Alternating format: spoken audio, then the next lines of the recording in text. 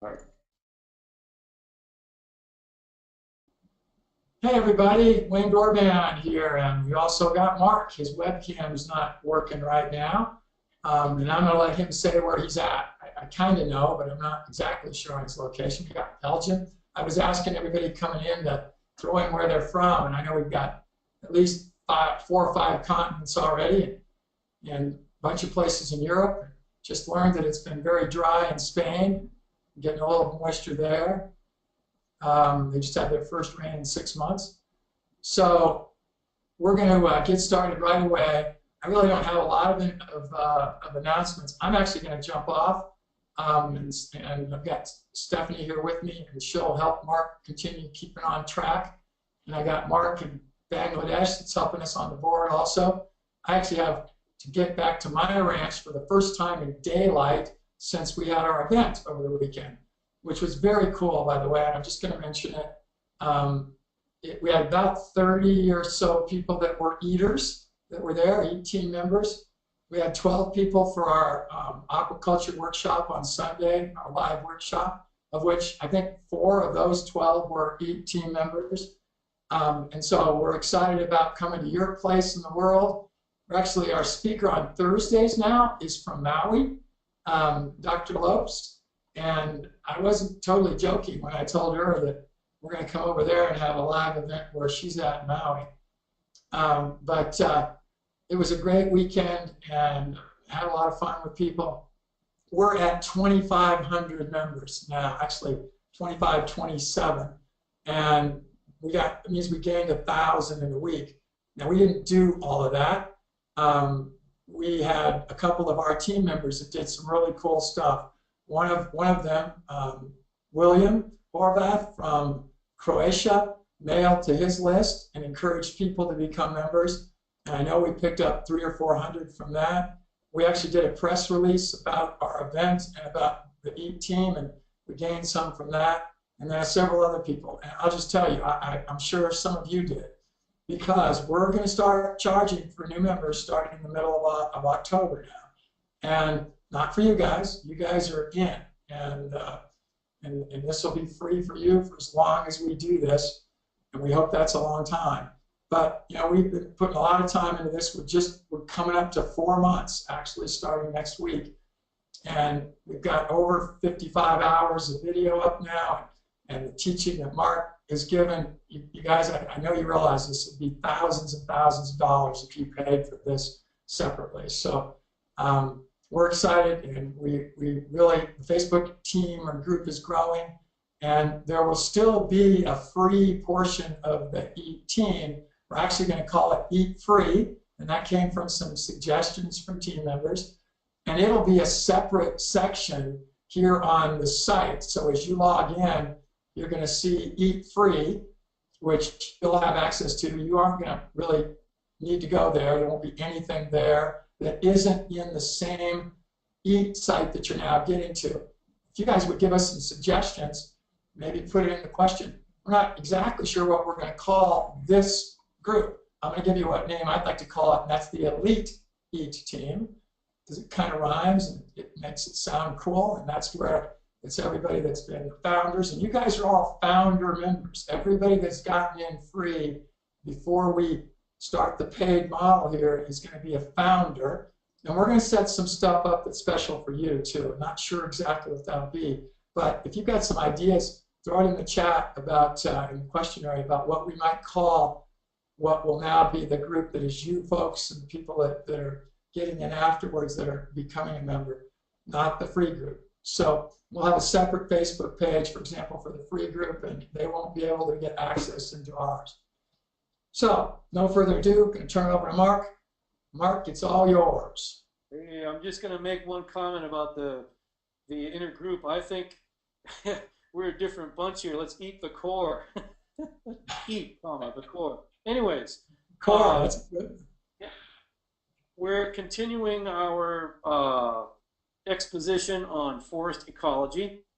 And yes, I have to give credit to Bill Mollison. Of any human being that I know of on this planet besides my parents, he influenced my life more than anybody else. Upon discovering permaculture, all of the works at the time, which were thin little pamphlets that I was able to get way back when in the day, he transformed my life, totally changed my life. And what I do today is because of his inspiration and his leadership. He wasn't just a talker, blogger, blabber. He actually did it. And this is his property right here, living right in the middle of it, and teaching around the world. So wherever you are, Bill, thank you very much. He did say in one interview anyways that when you hear of his death, don't believe it, it's a lie. So we'll see if that was actually the truth or a lie. But hats off, Bill Mollison. The planet is a better place because of you, and I'm grateful for that. Wrote the book, Uncle Bill. One of the quotes that I hadn't heard this one before that I remembered is that there's one and there's only one solution, and we have almost no time to try it. We must turn all of our resources to repairing the natural world and train all of our young people to help.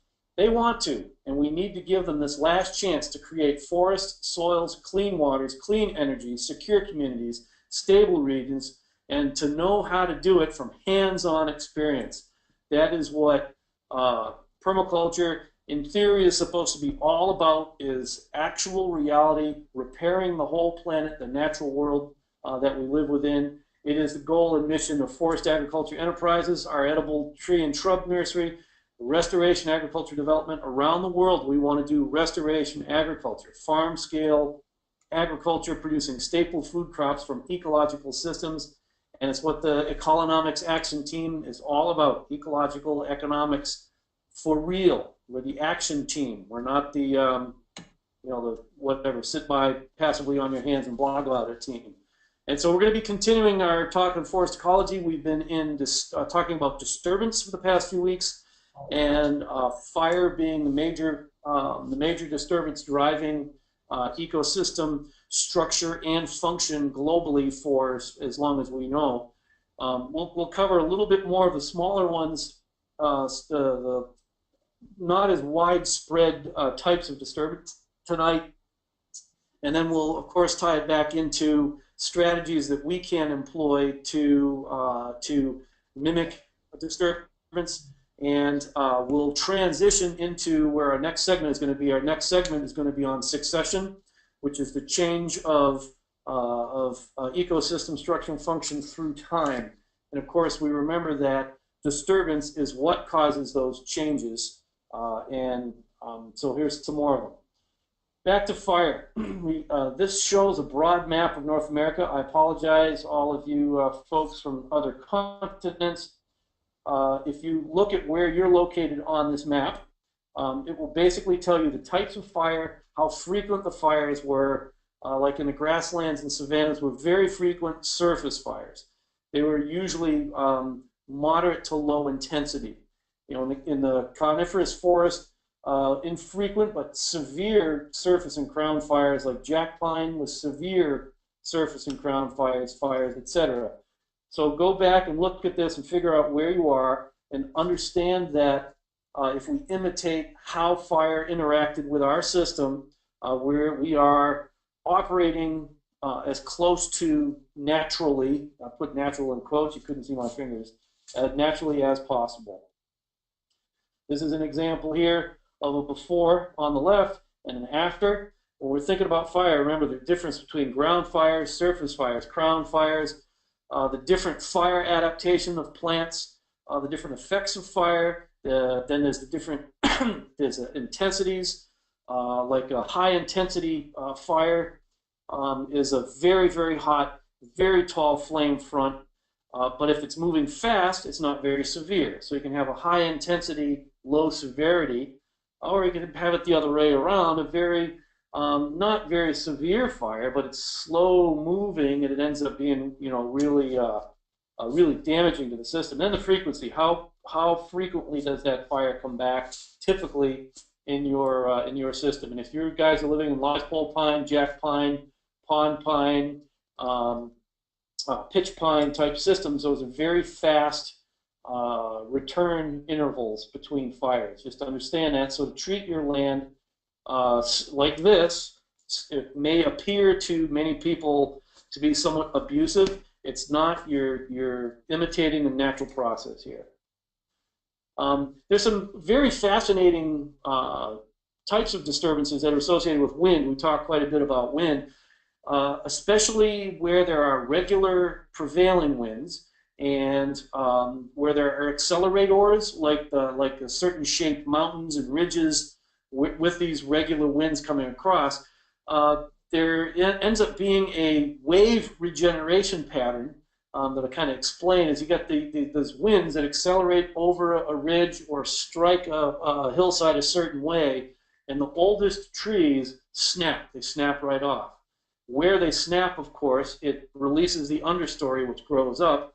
And of course, when the oldest ones snap, that means that now the next oldest ones are the next ones in line, and the next wind events that come through will snap those. And it's a very regular system. It's one of the more regular systems out there. There's places where pines do it and spruce does it, but the classic is fir, whether it's Douglas fir or balsam fir, silver fir. And this is balsam fir in Maine. There's several places in Maine. You just look at these hillsides and you wonder how they got that pattern on it. Here's another example. You can see where the trees had snapped. That understory will be released. What's fascinating about it is, we got a graphic here. The oldest ones snap off, release that understory. Well, these are now the oldest and the most vulnerable to the wind. So the wind comes in and snaps those off. These grow a little more. And so these waves continue, and it's basically the same population of these wind-adapted species that keep sprouting back in that site. So a monoculture of fir, for example, is totally consistent with ecology. And if you have a regular harvest of fir, and I'm bringing fir up for a reason, if you want to be a Christmas tree grower, if you raise Christmas trees, it's totally within ecological patterns to grow them for a period of years, cut it off, and replace that with the next generation of fir trees. And they can do this over and over and over and over for I don't know how many years. Some of these fir communities have been there, just being repeatedly snapped off at the leading edge, and then that leading edge moves back in waves. Ice storms. Those of you in the middle latitudes between the more colder and subarctic climates and the subtropics are very familiar with ice storms that come through. Ice storm damage is quite unique.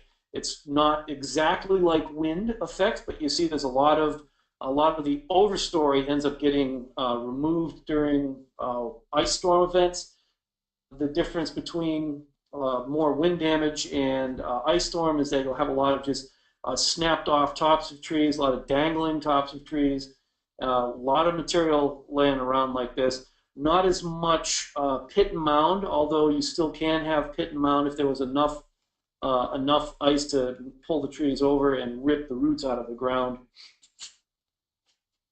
And just want to look at the patterns here. This is kind of like what ice damage would look like as it starts breaking apart the forest, and it tends to, not always of course, but it tends to be patchy, spotty, and it will remove like large sections will get just a little bit more ice, and the trees fall over and knock over other trees, so there'll be more pockets and openings within a forest community. And so just on the right, I wanted to show some comparisons here of these pictures here look more like what? It looks more to me like light to moderate thinning. So if we have a forest stand and we do a light to moderate thinning, in one sense that's imitating the effects of a light to moderate thinning by ice storms. My property is up in Maine. There was an ice storm 5 or 6 years ago, and what was really interesting is I noticed on a lot of the younger regeneration of the younger trees that had not been thinned. I did not remove trees to allow the remaining trees to grow faster. Where I did not thin them, they tended to have more ice damage than where I did thin them. And I'm assuming that a lot of that has to do with the fact that the remaining trees, when I thinned them, grew sturdier and stouter and stronger because they had more sun and more resources per individual tree. So in an ice area, that may be one strategy that's successful for you. It's still not completely successful. There's a project that we're working on in Kentucky that their original decision-making event, they had their farm was 80 acres. The neighbors' overflow kept eroding through the middle of their farm until eventually they couldn't access 40 acres of it because of the erosion gully going down the middle. The open oak savanna that was there that they had been grazing under grew up with all kinds of brush underneath, and then an ice storm event came through and broke a lot of trees. Many of the overstory trees, huge oaks, like 2-foot diameter, gigantic oaks, a lot of the tops broke out of it. And so they started doing a salvage cut on the opposite side. They needed to make a bridge to go across. They started the permit process to get permission to cross the stream, yada, yada. And that led them to say, hey, let's do some restoration work here, get it back to savanna phase, and be able to graze again.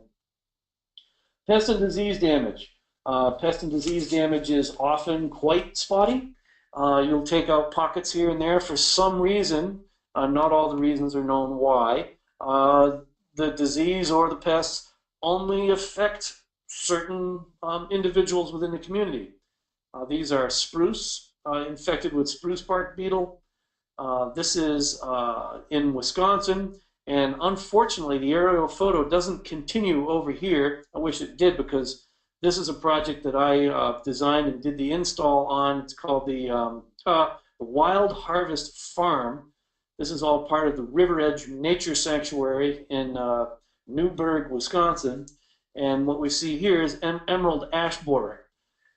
Now, emerald ash borer is not native to North America, so it's an introduced species. It's treated by many folks as an invasive species. Well, if you view the world through your concept of invasion, of course you'll go fight the invasion. Or if you just stand back, get a plane's eye view here, and try to understand what is happening in this plant community. How is this affecting the remaining forest stand? How is it, affecting the nutrient cycling, water infiltration, et cetera, et cetera? We need to have a bigger understanding and know now that we have new conditions to manage for in areas of North America where emerald ash borer exists. And to just understand that we have new conditions, let's not freak out and panic. Insects in forestry is that human beings have yet to eliminate any insect pest in forestry, period. We haven't been able to figure that out yet.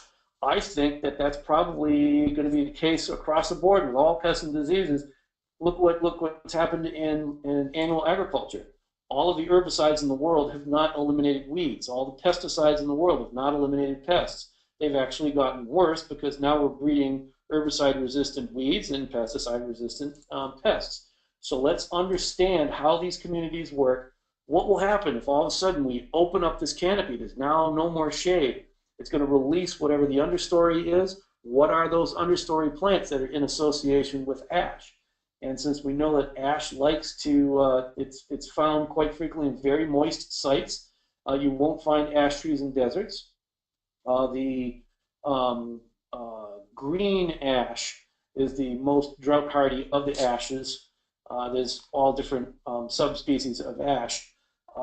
We know that some sort of moisture-loving species will replace this. Why not use this as an opportunity? One, to harvest a whole bunch of saw logs, firewood. It's not really good for inoculating with mushrooms after it's already died from the pest. Let's go ahead and replace this with some sort of moisture-loving riparian species that actually has some kind of crop, walnut, for example, or pecan. This is a pine borer infestation, outbreak, shall we call it, that's taken on quite a bit of the forest stand. What is interesting too, a lot of the pine and spruce budworm type um, infections and outbreaks are happening in fairly young stands in geological time. You know, they may be old for you and me, but they're on places that are just recently out of glaciation, for example. Like the glacier, the level of glaciers and snow in the Rocky Mountains has gone up in altitude. And of course, north, the extent of permanent ice has gone north on the continent, south, of course, in South America. Well, these were like the early successional conifers that came in after the original pioneer species of the grasses and the shrubs, and then these conifer stands. Well, I wonder sometimes if maybe this is just, it's it, they're done. It's supposed to be time for the next ecological succession to come in and replace that. Has the soil mineral composition changed now that the trees are not as healthy, and now they become somewhat of a magnet for the pests that come in and clean up the mess? Obviously in drier areas, when you have such massive diebacks like this, you will have additional fire hazards. And so if you're in an area that is experiencing some sort of pest or disease outbreak, how can we work with this process? We know that there is a stand replacement going on. These pines are disappearing. Are they being replaced from underneath? We don't know this from the aerial photograph. Well, what would we replace them with?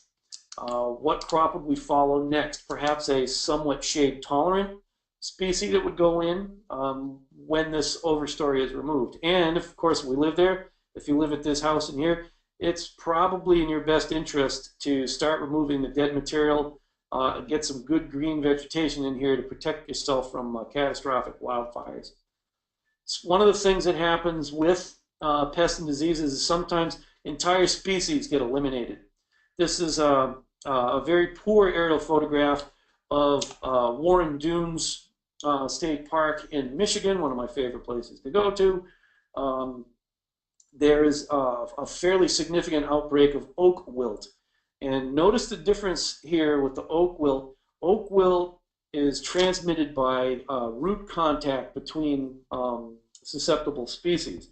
And so there have been several different places where they've successfully isolated oak wilt to a stand, doing that by removing all of the species ahead of time. Remove the oaks here that might have roots connected with this, and then that would spare these next door. It's only a temporary fix, I'm sure, as this population changes and propagates, however, propagates besides through root contact. But when you eliminate oak from this component, as a component of this system, look who's behind. We've got a lot of these white pines behind, looks like some spruces behind. There's probably, I know as a fact in Warren Dunes, there's a lot of aspen that would flourish now that the sun is opening up. So what has happened is we've had a total, in this area, an elimination of a species completely. That's gone from the gene pool. And then the classic story in North America with elimination of species is the American chestnut. I've read reports somewhere that American chestnut was about 30 to 40% of all biomass east of the Mississippi River was chestnut. They grew to gigantic proportions. Obviously, we see this over here. That's like 2 people. These are short people because it's 1924. So let's say 6 feet, right? So 18-foot diameter trunks. These are easily 10 or 12-foot diameter trunks. Just huge, monstrous trees. Well, yes, they were infected by a disease that was imported from China on an ornamental plant. The Chinese has co-evolved with the disease for zillenia. When it hit the Americans, they had no resistance to it. I mean, no resistance to it whatsoever, and they died. Now, fortunately or unfortunately, it's not mine to say. The majority of the chestnut was logged. It was decided that in order to prevent the spread of chestnut blight, let's cut down all the chestnuts. And that seems to me a lot like, let's go to the old folks' home and shoot all the old people so they don't get the flu. What was possibly lost, where it was possible that there were resistant individuals out in the population, but by cutting down all the trees and eradicating them from the ecosystem, we never had the opportunity to see which trees those were that had natural resistance. Now, what's the ecological effect of wiping out that species? Well, there's a tremendous amount of biomass in the root system. All that carbon has stayed in the soil. There are still some old stumps kicking around. American chestnut was very rot resistant, and these stumps now become nurse trees for other species. You can see, I think that looks like a yellow birch to me. Obviously, the mosses and lichens that are growing on it. And then they still persist as an understory shrub. They'll grow up to about this diameter, 4 to 6 inch diameter, before they get the blight, and then they die. And what's interesting in Europe, it was discovered that there was a fungus that actually feeds on the chestnut blight fungus as its food source, and it's called the hypovirulent strain of this particular fungus. So they began inoculating American chestnuts and inoculating European chestnuts with this hypovirulent fungus. Well, what was happening in the Americas is that the hypovirulent strain would save an individual tree from getting blight, but it wouldn't propagate and spread to other trees, whereas in Europe it did propagate and spread to other trees. And so then the hypovirulence and the chestnut blight coexist in a pretty ugly, but it's a fairly static harmony. And so European chestnut can still be grown, is grown. All plants and trees, of course, have diseases that co-host with it. How do we, as restoration agriculture practitioners, how do we deal with and manage for disease resistance in our trees? One of the strategies that we use is mass selection breeding. And we go ahead and we'll plant a zillion seeds of a particular variety, and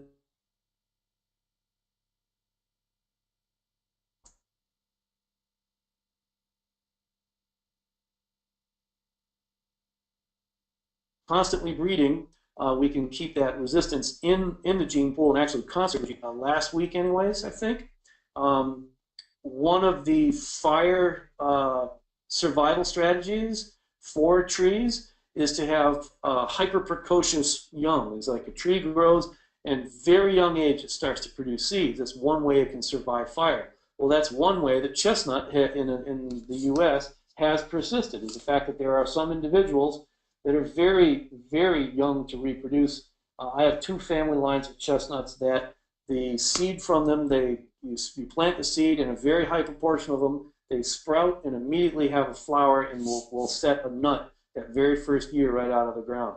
We can use those strategies to our advantage in a restoration agriculture system. This is an interesting photograph. Excuse me, I just took a drink. And then it shows a couple different things.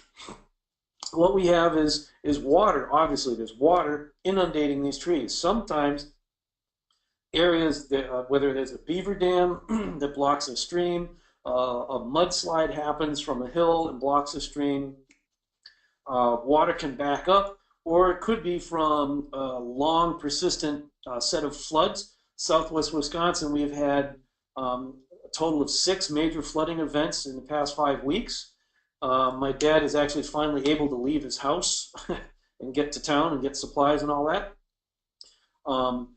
What will happen in Southwest Wisconsin, guaranteed, there's going to be trees that died, that they were submerged in the water too long and they died. Well, this right here, some people say, oh yeah, there's something that blocked the water and the water backed up. But that's not the case. This is Turnagain Arm near Anchorage, Alaska.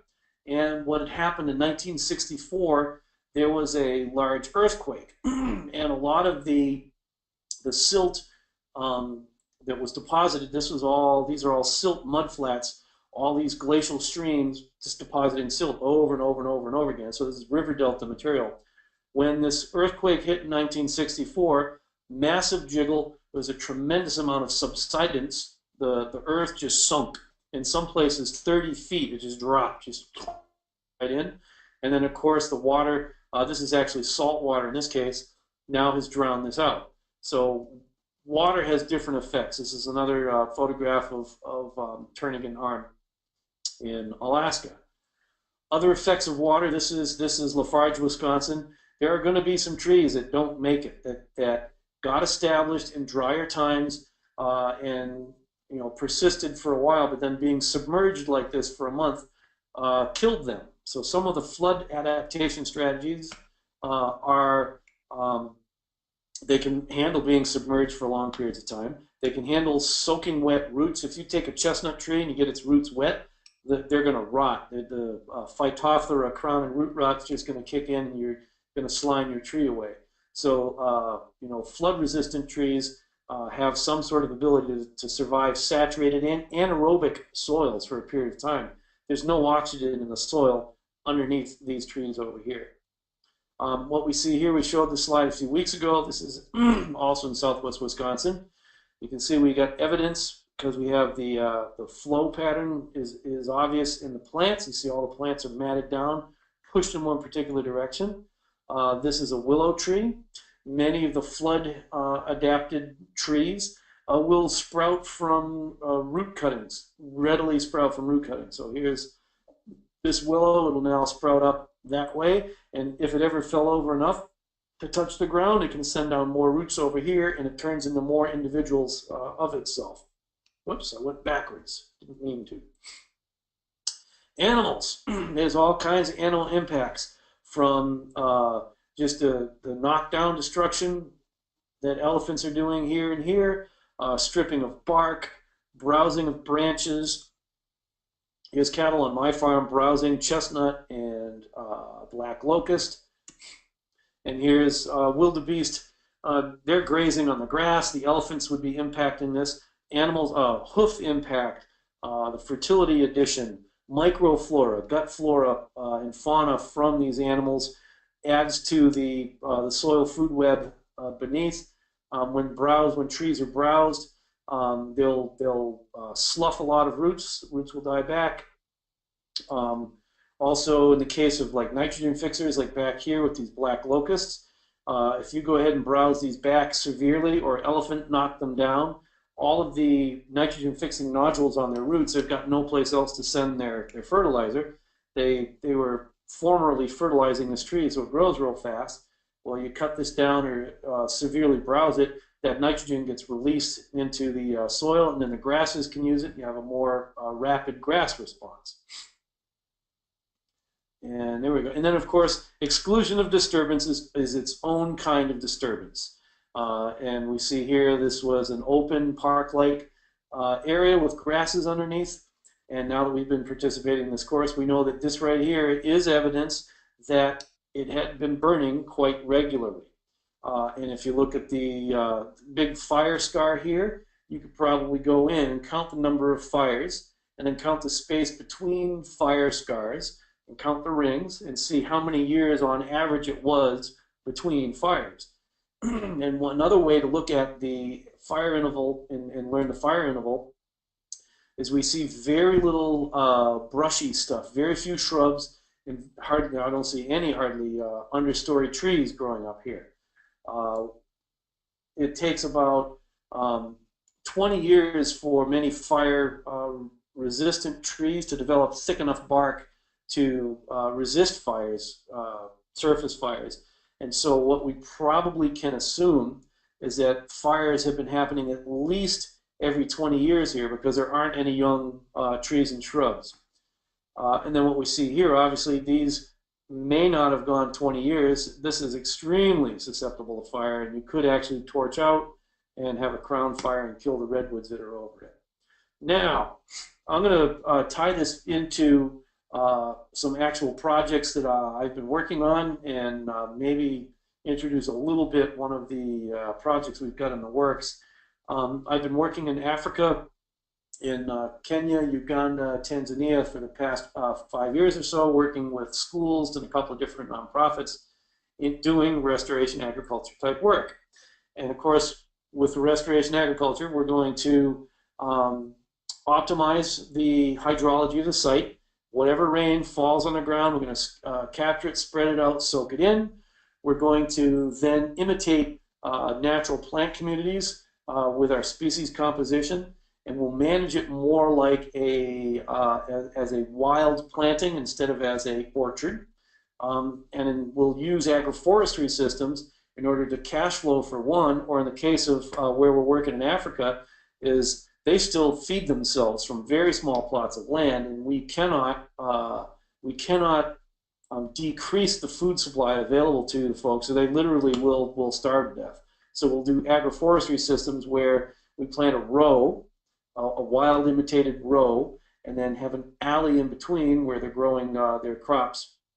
And we'll just see some pictures of this. So the addition of new species, like with the diseases and the pests, we could see, like American chestnut. Here was this tree, it was the dominant tree in the eastern half of the USA, all of a sudden gone. What happens when you eliminate that? What happens when you eliminate, white ash from an ecosystem? Somebody else responds and fills in the gap. What's interesting with the addition of species, not all sites have the best, most adapted plants growing on them. The plants that are growing on them are the ones that happen to survive there through whatever circumstances, fire and wind and pest and disease regime, but they may not necessarily be the most adapted for that site. A good example is American hazelnut. In the upper Midwest, you'll find it in sandy floodplains, real dry, droughty soil. And people say, oh, that's because hazelnut likes the dry soil. It's like, well, first of all, we don't know that it has the ability to feel an emotion like humans do. We don't know if it does or not. And it's not that it would prefer to be on a dry, sandy site. It's just that it's one of the few plants that can survive on that site. And so whatever's in the area as seed, something else wasn't able to get established. Well, if you all of a sudden bring in a new species, it may actually be better adapted to that site than the local native varieties, and it will outcompete on that site. There's examples on islands like New Zealand, for example, Hawaii is another one, where you've had a specific suite of species exist in there for a long period of time, then introduced species come in and actually grow better than the local native species. And in some cases, like I know in New Zealand, foresters and landowners are allowing that to happen, the replacement of their natives with the non-natives, simply because the non-natives are producing more lumber on your woodlot. And if you're in the business of at least periodically, episodically selling lumber as part of your overall enterprise, it makes sense to you to have faster growing trees, more trees, etc. And so by adding species, there will be changes ongoing. And so what we've got here is a classic example of, once upon a time, this was high tropical forest. This particular region here, this is near Lake Victoria in Tanzania. This particular region was high forest, but it was monsoon forest. Has a major rainy period and then a short rainy period. Short rainy period was like in November-ish, October, November. And then a major rainy season like in February, March, April, sometimes going into May. And then the rest of the year, I mean, there's nothing. It just dries off, and it's hot and dusty. I don't like living in a place that's not humid all the time, so it was very uncomfortable for me to hang out in the dry season at this site.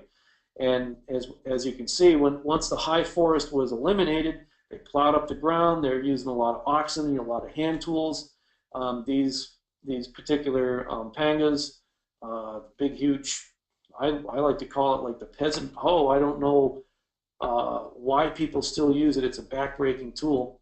So that's how they would till the ground, grow a crop of maize, for example, and that's 100% of their annual food supply comes from their little garden plot. And if it's only maize, you can have nutritional issues. If you don't make a good crop of maize, your family starves. So there's a lot of issues with what has happened with annual agriculture, especially in third world vulnerable populations. So we manage water. That's what these ditches are. Let's catch them off this road. This is a local road. Maybe 5 cars a day go by. Plus, we'll also harvest all of the water off of roofs, and we channel it through the system so it would slowly flow. And instead of running off, it used to run off in that direction. We intercept that runoff, soak it in right at the roots of the trees. And actually, white guys actually have been known to work sometimes in Africa. I've gotten the reputation of being called Babu Mapandamiti, which is the grandpa who plants trees. And sometimes there'll be like gangs of school kids just like watching me work because it's so uncommon for them to see white guys working. So we start with managing the water. And then this is more common to watch the white guys watch the women work. So we built these are not raised beds, these are actually depressed ditches to catch the water, spread it out. Then straight out of the Permaculture Designer's Manual, we did some banana circles. You dig a trench, so there's a mound around the trench, and you fill the trench with organic matter. It's a micro pit. When it rains, rain will go in there. We've told everybody that if you want to urinate, this is where you urinate, right in the center of the banana pits. And then we planted through the center of this. These are all the trees that will be tall. And let's see, this is Grevillea, that's avocado. These are, of course, bananas. And then just on the outside right in here, we don't have them planted in this system yet, are more of the medium to taller shrubs. We planted a lot of papaya, a lot of pomegranate, which was more of a shrub. Papaya would grow tall, but you want to cut it periodically so it continues to produce.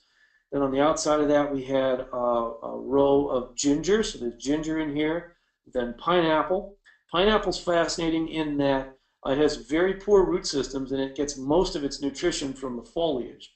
So these are sunk in a little pit, and any animal waste from the chickens would go to, you just sprinkle right around the base here of the pineapples. So we had pineapple, ginger, sometimes garlic, pomegranate, papaya. Grevillea is used mostly just as a timber source, poles, fuel wood. So part of what we're doing here is giving them an incentive to not cut down existing forest trees, but to manage this system and have wood as one of the resources. And once the bananas produce fruit, you cut that stem down, you lay it down, you poke holes in it, and you plant other plants in that hole because the banana stem itself holds a tremendous amount of water, and other species like to grow in that. So here's more of the system as it's laid out. And notice we've got this row, then the alley. They'll continue to grow their crops in their alley. So this was the establishment here. Here's in the pit. This is, we've got moringa planted in here. The moringa leaves are one of the most nutritious greens that you ever could imagine. The seeds are fairly high in oil, 30–40% oil. The grain left over from oil extraction can be used to feed livestock. It's a high protein livestock feed. So we're trying to include food for people, feed for animals, fuel in the form of firewood, and oil that can be used for cooking, or as a fuel in the village diesel generator, that sort of thing. Nitrogen fixing plants, we have some nitrogen fixing plants, woody plants in it, but actually most of the nitrogen fixation that we're looking for is in the decomposition process. Once you set these systems up, and if you really see some cool tropical stuff, look up Ernst Goetsch, however you pronounce it. If somebody in the comments can write how you spell that, I think it's Goetsch. He's down in Brazil, and once you get to the point where you're generating extra leaves and extra branches, this whole system will just pop and just start to grow really fast, because all this decomposition is what's driving the fertility cycle. Much of the nitrogen fixation that's occurring happens with fungi and bacteria, free-floating fungi and bacteria that have nothing to do with rhizobia on tree roots or on legume roots. Well, in our systems here, also some of the nitrogen fixation comes from legumes growing. For example, they grow lots of peanut here, cowpea, of course, various different dry beans that they will grow for their own consumption. And then mulch was used. This is in a rice growing region. So a lot of the rice straw afterwards, the straw that's not used for thatching roofs, it's actually an economic crop for them, is selling their straw as roofs. It's used as a mulch. Any organic matter, this is a region where they were typically burning. They'd put any organic matter in pile. You'd get sticks that were too small to use for cooking would just be pushed in a pile and burned. Dry grasses would just be raked up and burned. And we've gotten at least this local community to start composting and mulching like crazy. There's one place where we work on the western shore of Lake Victoria that is like they've gotten fanatic about mulching, and they've gotten to the point where they aren't producing all the mulch that they want, and so they've started to buy mulch from somewhere else and bring it in. I think that's going a little bit too far with the mulching thing. It's working really well for that community. So get everything mulched because we need to preserve that moisture, because when it's 100 degrees and dry as a bone, you lose all your moisture. Within a year, they now have a new nutritional diversity. They've got papayas grown in 3 or 4 years. So when you're developing a system, whether it's temperate or tropical, think of all these different time sequences when you plant your perennials. Plant stuff that turns around and matures in 1 year, 3 years, 5 years. In the North American context, the oak savanna mimic that I work quite a bit with, you've got raspberries and currants that they'll start producing crops the second year you've planted them, very first year after you've planted them. Grapes, like in 3 to 5 years, they'll start producing heavily. Plums, 5 to 7. Hazelnuts, 5 to 7. Chestnuts, 7 to 12. Before they start really producing well. Walnuts, 12 to 20. Pine nuts, in that 8 to 20 range. And so you want to pick a series of plants that ripen over, that start to come into production through a time sequence. And then, of course, they're able now to grow they have more shade, so they lose less moisture. They're able to grow more vegetable crops. In this particular operation here, we were working with a school, and within the first year, they were able to grow 60% of their vegetables in this system, whereas before they were buying vegetables. Then you got shade. When it's 1,000,000 degrees, you'll notice everybody's hanging out underneath the shade. This tree right here, this big round one with all this dark shade, is the tree that convinced this community that this type of agriculture is a good idea. We trained a whole bunch of the local folks. They came to the course. They were actually given a small stipend to come to the course so they could buy food for their families. And they sat like a bunch of stone-faced people looking at me like I'm some kind of white idiot until I got to the point saying, see that mango tree right over there? Because this is a mango tree. This mango tree was enormous, like 6 or 8 foot around. Think of all of the things that mango tree does. And then I had them come up with answers of all the incredible things that the mango tree, it's got wood for fuel, it's got the fruit, it's got, there was something that they do with the pit, they pop it apart and they use the seed in the center part of it. But the one thing that everybody in this whole area realized that was so significant about that mango tree is look at the shade underneath. If you stand in the shade under this mango tree, you still may be dry as a bone, you still may be hungry, but you're not cooking out in the sun. And then when I asked them, I said, okay, who planted that mango tree for you? And they couldn't answer it. They just didn't know. It just came from somewhere. I said, well, okay, you now have the opportunity to plant all these different trees for your grandchildren. So someday they'll sit in the shade and they'll thank you for what you did for their community. And this right here is just so beautiful to stand in the shade. This is about 3 years in at this one particular site. And this is that original planting that I showed you with the mulch, with the pineapples, and just amazing the difference. It is also amazing how fast things grow in the tropics. But the humidity, the birds, there's an amazing diversity of bird life here. That there never used to be birds so to speak, at this particular site. Well, now that is about pushing 30 acres that we've converted. The diversity of birds in it's just phenomenal. And frogs are another amazing population boom happened with frogs because now you've got all this extra moisture. Mosquitoes haven't seen too much of an increase, but in this particular area here, the mosquitoes are just insane anyways, and they're malarial, and bed nets are important. But this is what you can do in just a few short years by adding species.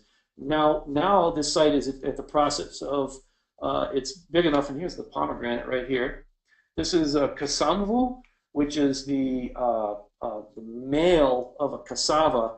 The root's not eaten, the foliage is. On the female, the foliage is poisonous, on the male, it's not. And so there's everything in here is edible somehow. So this is a system that is now going through trial by pest and trial by disease. This particular species, Gravelia right here, in densely packed systems like this, it's too humid, and there's a particular kind of weeping bark disease that it's getting. So they get removed sooner rather than later and used for firewood, building poles, etc. The pomegranate is amazing how well it's doing in this system, but people have no history of using the crop. So this is now going through its own succession, and we'll get into succession later on, of all these different interactions below ground, above ground, and just the diversity of food. What would you rather do? Would you rather live at a place that looks like this, or that first picture with just the bare sand around it? This is actually a bean, a real climbing bean that's all over the place. And these are obviously bananas as an overstory. That we also use nitrogen-fixing trees. Gliricidia is one, and Phytoherbia is another one. This region there's now a small produce distribution business going on where this fella here, right there, has a truck, and once a week he goes to town and he takes everybody's, whatever the produce du jour is. You feed your family first, and then he'll take it to town on Friday and sell it at the market to wholesalers. And so now we've got real economic development. You've got shade, you've got food. We strive to plant food so there's something year-round to eat. In the northern climates, the more temperate to subarctic climates, we have to rely on food storage. We grow all our food in the summertime and then store it. We still have extra. I don't know if any of you have ever grown an acre of acorn squash, for example, but 35,000 pounds of acorn squash will feed a heck of a lot of people. I can't eat it all, so I collaborate with my neighbors. We put it all on a truck and it goes to town. That's now our economic system. Macadamias. Once you start throwing in all these other species, you have a genuine ecologically produced surplus. Zero inputs to this other than people in there managing it and pooping and peeing on it. Breadfruit, the largest fruit on the planet, some of them are bigger than the biggest watermelon you've ever seen. The largest tree fruit on the planet. Okay, so the 1,800 pound gigantic freak pumpkin is probably the biggest fruit. Who knows what this is? Here's cocoa. Now they're making value-added products. They have an oil press. They're pressing oil. They're making sugars from the plants, from the fruits. They're making hot sauces and soap from the oils. And pretty soon in Uganda, we're going to be working on chocolate products, locally grown, locally processed, and marketed wherever it's got to go. And is there a difference between the soil? This was from the alley where they were growing their maize, and this is from underneath the woody polyculture. And this is moister, that's drier. This has more nutrient holding capacity. This has less. This is just another site next to a school building. All of the roofs and any sidewalk areas are all ditched and channeled to spill out right here on this rock.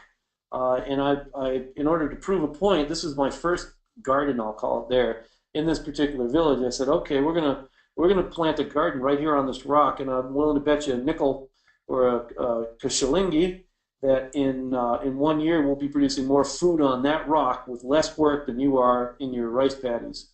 And it didn't take long at all. Like I said, papayas in 4 months.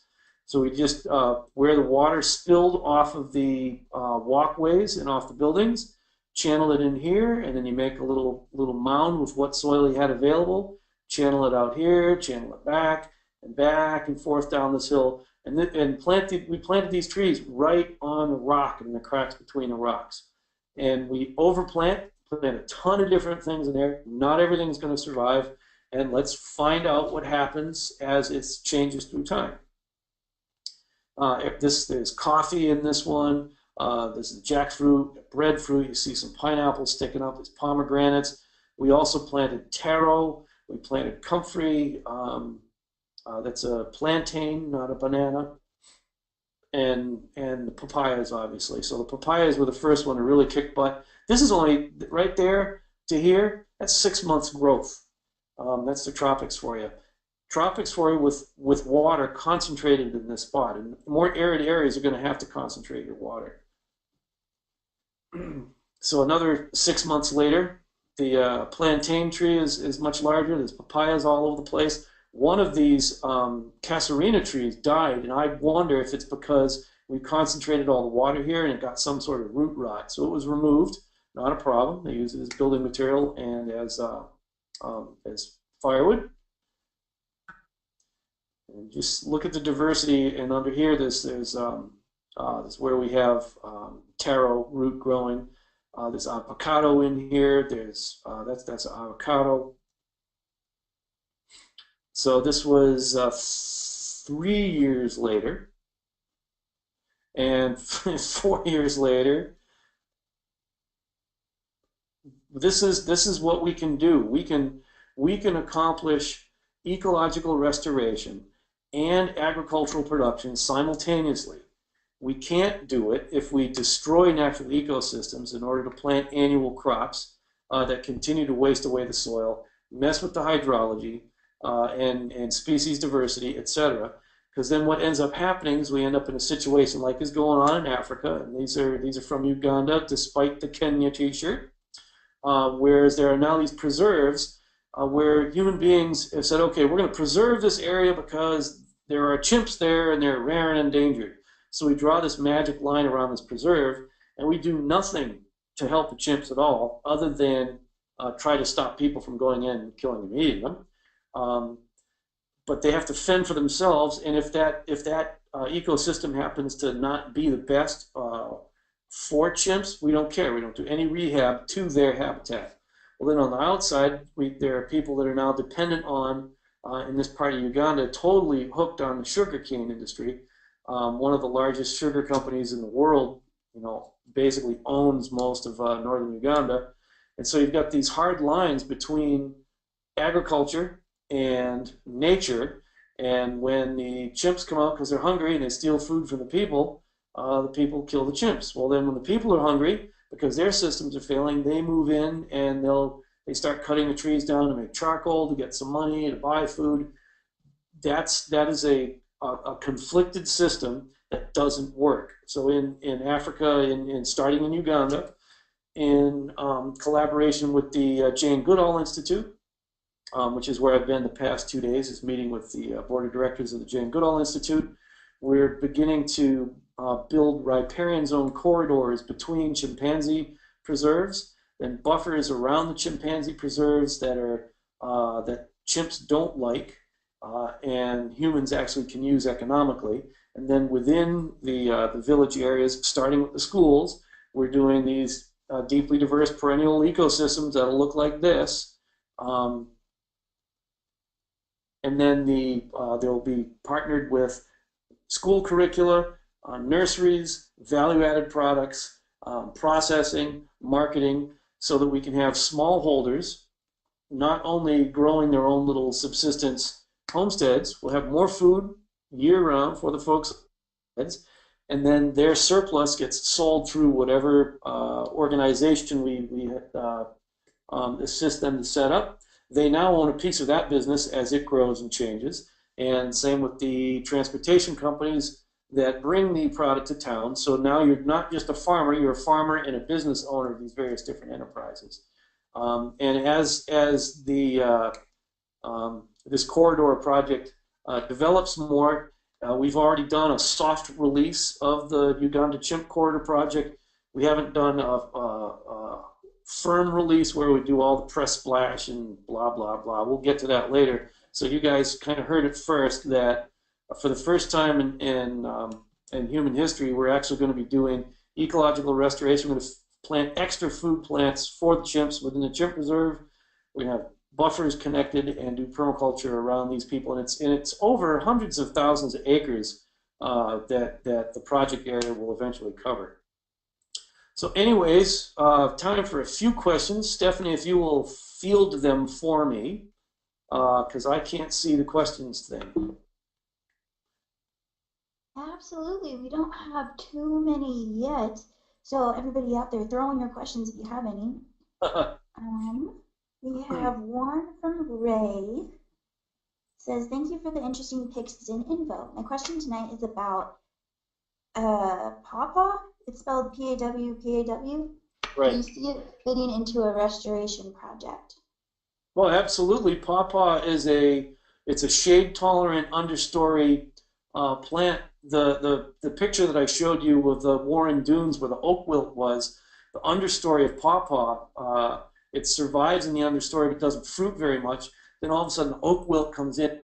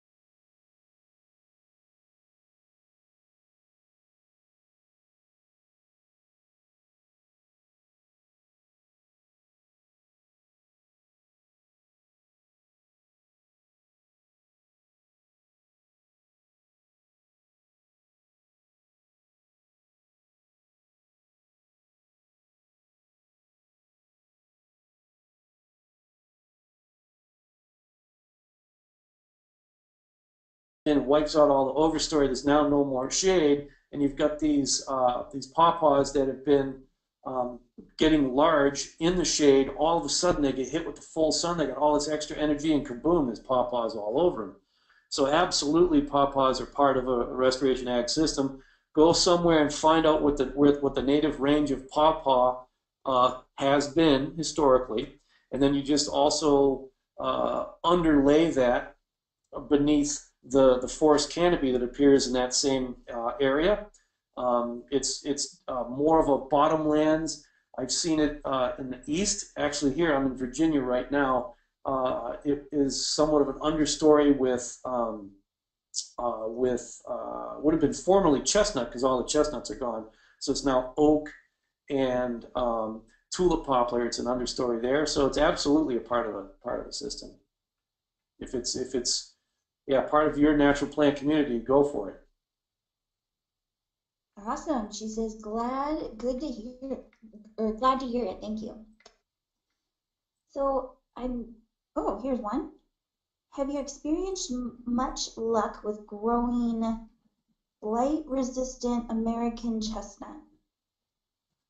Boy, the American Chestnut Foundation has been doing a back breeding project where you start by breeding Americans with Chinese, and then you keep breeding back to Americans. And mathematically, it'll only take 3 generations to get an American chestnut that's 98% pure American and 2% Chinese, and it's resistant to the blight. They have those trees now. They're being used as fundraiser for the organization, and they're now in the stage of growing those out. It'll take 7 to 10 years before they get large enough before they are able to host blight. So it's not really known how successful that is. What I've done is where I live in Southwest Wisconsin, I've taken American chestnut that I sourced from the west coast of the U.S., and then Chinese chestnut, which I've sourced all over the place. The Chinese chestnut is not cold hardy in most of our winters, and so will freeze back to the ground. The American chestnut is very cold hardy. So then I've planted hybridized, American Chinese crosses, American European crosses, and then I just start saving the seed of the ones that reproduce the fastest. And I probably have more chestnut blight in my chestnut populations than anybody else anywhere, and I'm okay with that because I want to know if my trees are resistant, so I want to have enough disease around to infect everybody. And so the Forest Ag, if you go to forestag.com, the hybrid chestnuts that we sell have come from parent trees at New Forest Farm that haven't gotten the blight. We don't know what their genetics are. We don't know if it's more American or if it's more Chinese. There's hardly any European really represented in my plantings anymore. Those characteristics kind of petered out. So yeah, I'm growing chestnuts. Are they blight-resistant Americans? Probably not. There's a lot of them that sure look American, act American, and they don't have a blight yet. Why? I don't know. Are they resistant? I don't know. We'll find out over time. But back to American chestnut. American chestnut actually is increasing its range in the wild. It is actually spreading and growing as a population. And you're like, what? How can it be doing that if it's totally blighted? Well, where it's growing in the wild, it's completely naturalized, is on the West Coast. And so Northern California, Oregon, Washington have new populations of American chestnut that have been growing and expanding into forested regions. And so just because it got disease and died in its home range doesn't mean that it's out of the game. And what's fascinating is it's in Belgium, I think it is. The world's tallest American chestnut, pure American chestnut, is growing in the forest preserve of the former king. And I think it's approaching 200 feet tall. It's actually one of the tallest trees in the world. And it's an American chestnut tree in Belgium, of all places. So have I had any experience growing blight-resistant American chestnuts? I don't know. I may have some. I don't know. So yes, no, maybe, I think. I'm just growing chestnuts. Because my goal, and a lot of people in the chestnut world too have given me a hard time. It's like, you haven't solved any of the problems with chestnut. It's like, that's not the point. The point really is I'm in the chestnut business. I've been growing and selling chestnuts for almost 20 years now. I have chestnuts. And if you come to my place, it doesn't look like an orchard. It looks like somebody hit it with napalm, for crying out loud. There's dead trees and disease all over the place, broken branches. To the orchard-trained aesthetic, it's ugly. But I sell chestnuts. I sell lots of chestnuts. We grow lots of chestnuts. We fatten pigs on chestnuts because we have them. We've been planting them, and we're coexisting with the disease. Some of my favorite trees have died, which is a drag, but whatever, it happens. So that's another aspect of restoration agriculture, is it's not going to look like what other people think it's going to look like. And that's okay. That's okay, because we're in the business. Anyhow. I love it. If there aren't any more questions, or however many there are, I can let everybody go. What we're going to be doing next week is we're going to be moving into succession itself. Some of the technical details of succession. And remember, all of this is so we can actually be better permaculturists. And one of the first things that Bill Mollison said, David Holmgren said, as a permaculture designer, we want to observe nature, imitate it, and interact with it. From my perspective, if you have taken a permaculture design course, and even if you're just a permaculture adherent, and if you aren't observing nature, imitating nature, and interacting with it, you are not a permaculturist. You have failed the first thing, to observe nature, imitate it, and interact with it. Well, how do we observe nature? Well, by observing it, we have to understand how it works in order to imitate it. So that's why we're studying ecology, because at its fundamental core, permaculture is about understanding the natural world that we live in, imitating it, and interacting with it. And so that's why we're going through forest ecology curriculum. Thank you so much, Mark. We did have a couple more questions, but if you guys show up next week, you can just get them at the very beginning of the hour, and we'll make sure to get to them.